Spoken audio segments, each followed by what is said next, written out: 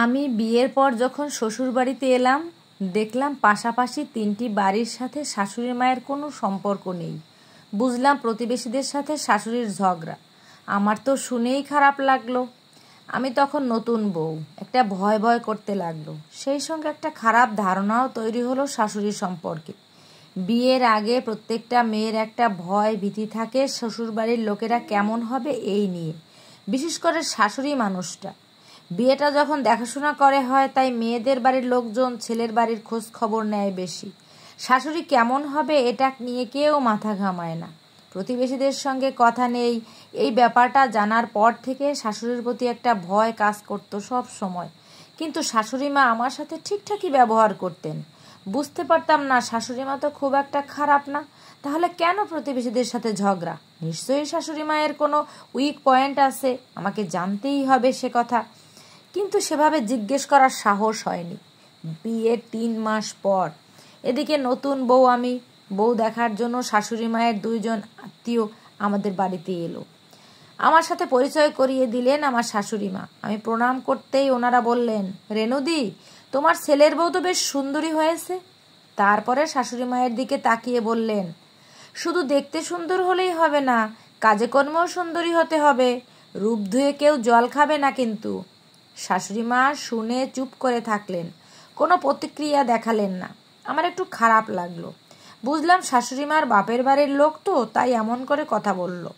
সে যাই হোক, দুপুরে খেতে বসলো সবাই ঘটা করে।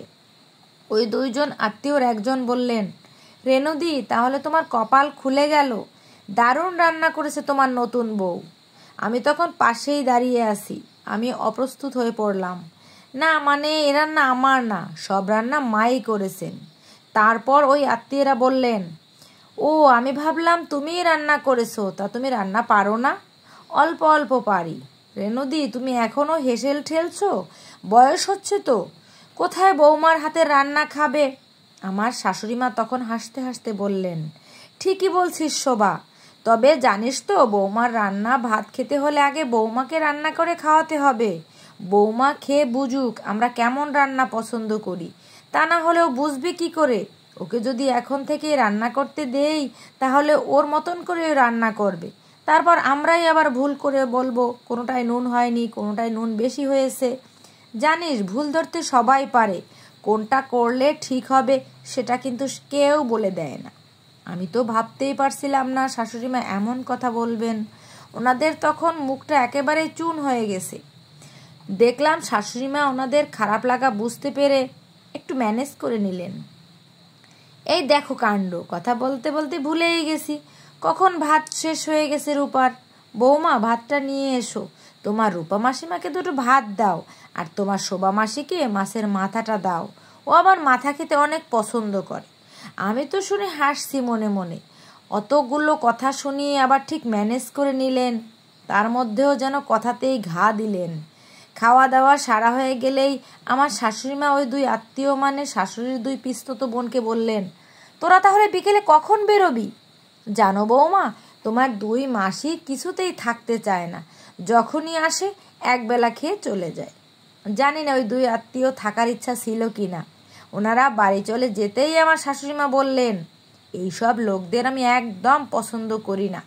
আমার নিজের পিস্তত বোন তো কি হয়েছে, একবেলার জন্য আসবে, সংসারে আগুন লাগিয়ে দিয়ে চলে যাবে, ওটাই ওদের স্বভাব। দেখেছো আমি ভালো আছি, তোমাকে নিয়ে আমরা সুখে আছি, শাশুড়ি বৌমার দিল একটু ঝামেলা বাঁধিয়ে। সেই প্রথম শাশুড়িকে একটু হলেও চিনতে পারলাম। বিয়ের পর আমি শাড়িই পরতাম। গ্রামের দিকে তখন চুড়িদার পরার অতটা রেওয়াজ নেই। একদিন শাশুড়ি বললেন, বাড়িতে চুড়িদার নাইটি এগুলো পরতে পারো। আমি শাশুড়ির কথা শুনেই নাইটি পরতাম।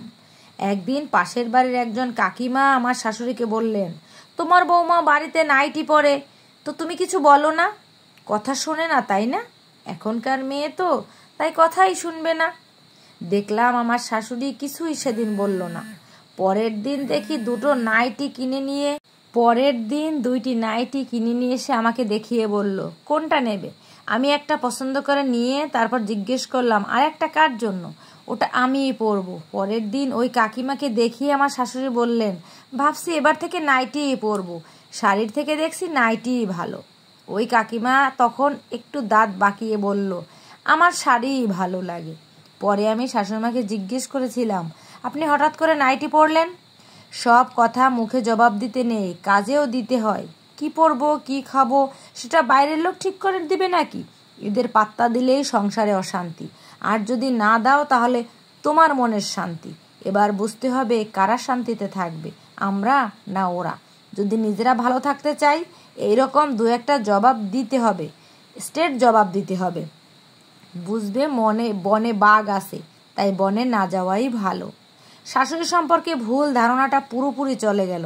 আমিও শাশুড়ির নীতি শিখে নিলাম, আত্মীয়ই হোক আর অনাত্মীয়ই হোক উচিত কথাই বলতে হবে, তাতে নিজেদের মঙ্গল। আমার শাশুড়ি বলেন, স্পষ্ট কথা বললে বন্ধু কম হয় আর শত্রু বেশি হয়। দুটো বন্ধু কম হোক, কিন্তু উচিত জবাবই দেব। স্পষ্ট কথা কম বলা ভালো। নিজেরা ভালো থাকার জন্য আমার শাশুড়ি কারো অন্যায় কথাবার্তাকে প্রশ্রয় দেয় না। পরনিন্দা পরচর্চা একদমই পছন্দ করে না। পাড়ার গোল টেবিল বৈঠকে শাশুড়িমাকে কখনো বসতে দেখিনি, কিন্তু বিপদে ছুটে যেতে দেখেছি। তাই ভালো থাকতে গেলে জীবনে অনেক বন্ধুর প্রয়োজন নেই, কম মানুষই থাকুক, ভালো তারা থাকুক। তবে আমার শাশুড়ির সাথে কি কখনো খিটিমিটি হয়নি? হয়েছে, রাগও করেছি, ঝগড়াও করেছি। শাশুড়িমা এটাই শিখিয়েছে। এমন কোনো বাড়ি নেই যেখানে ঝগড়া অশান্তি ঘটে না। ঘটিবাটি পাশাপাশি থাকলে ঠোকাঠুকি লাগে। বিয়ের পর যেদিন প্রথম শাশুড়ির সাথে রাগারাগি হয়, সেদিন আমি রাগে খাইনি। আমাকে বকাবকি করে কয়েকটা কথা শুনিয়েছিল, তাই রাগে আমি আমার ঘরে শুয়েছিলাম। সেদিন শাশুড়িমা আমার ঘরে এসে বললেন, বৌমা উঠে বসো, একটা কথা তোমাকে আজ বলবো। নিজে থেকে যখন আমার ঘরে এসেছেন, তাই উঠে বসে রাগ দেখিয়ে বললাম, বলুন।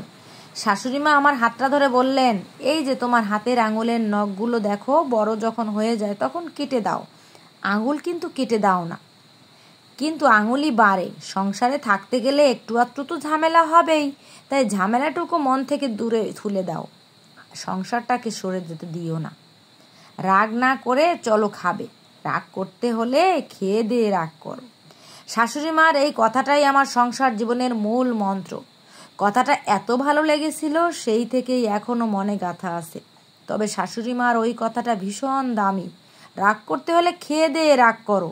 সত্যিই তাই, যখন রাগ হবে না খেয়ে থাকলে দেখবেন আরও রাগ বাড়ছে। একবার খেয়ে নেবেন, সব রাগ চলে যাবে। বিয়ের পর আমরা মেয়েরা শুধু শ্বশুর বাড়ি যাই না, শাশুড়ির হেসেলে গিয়েও উঠি।